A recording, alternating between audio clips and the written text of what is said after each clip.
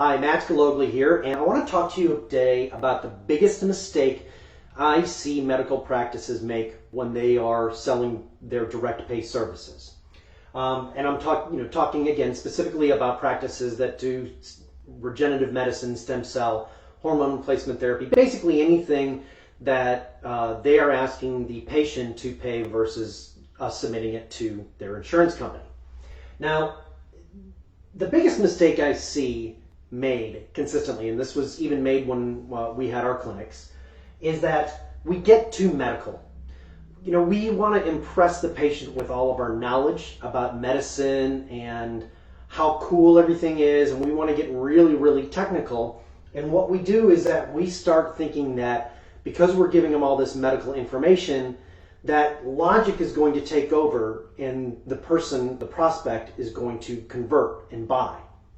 And the reality is that rarely happens. And the reason why is that you have to help people make an emotional decision. Now, I'm not talking about getting them into a state of emotion where they make irrational decisions. I am talking about making an emotional decision. Let me explain, let me give you an example. Let's talk about marriage, okay? Now, logically, it would tell you that marriage is a bad deal, okay? The statistics are this. Over 50% of first-time marriages, I believe the number is now pushing 55%, over 50% of first-time marriages end up in divorce.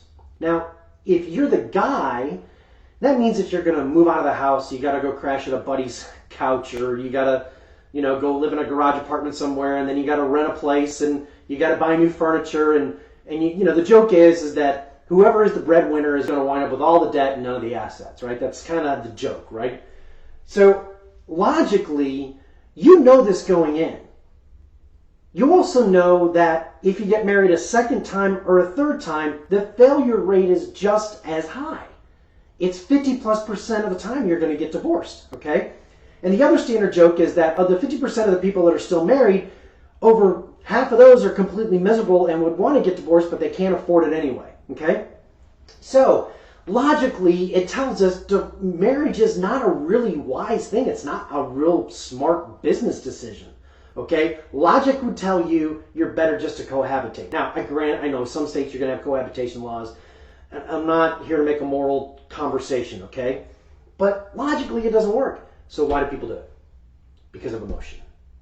Even the smartest, most analytical, the NASA engineer, the smartest doctor, the smartest stock investor, the actuary, they all make a decision based on emotion because they think life is going to be better.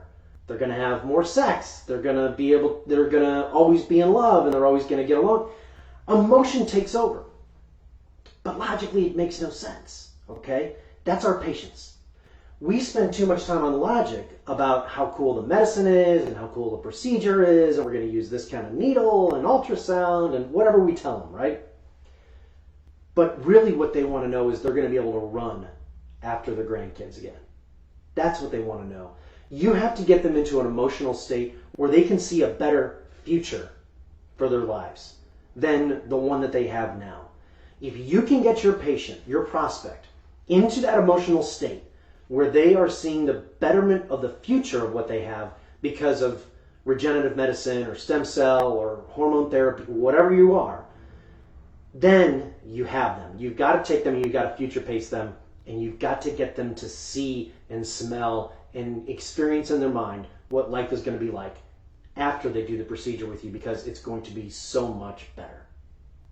In the future, I'm going to talk to you about how you can actually do that in more detail and how some of the key words that you can use. But I want you to think about this. Take a look at what your presentations are.